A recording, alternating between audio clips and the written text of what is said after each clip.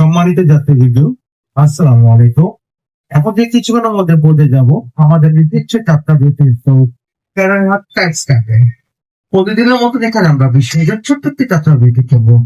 আমি আবার বলছি 20 মিনিটের ছোট্ট একটি যাত্রা বিরতি করবো। যাত্রা বিরতি শেষে ইনশাআল্লাহ আমাদের গন্তব্যস্থল আমরা রওনা হবো।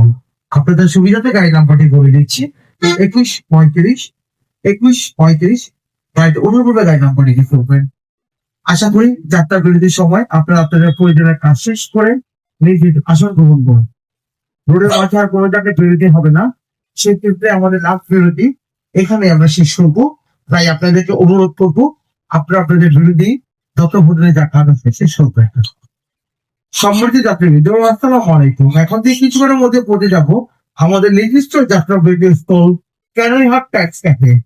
প্রতিদিনের মতন এখানে আমরা 20 মিনিটের ছোট্ট একটি যাত্রা বিরতি করবো।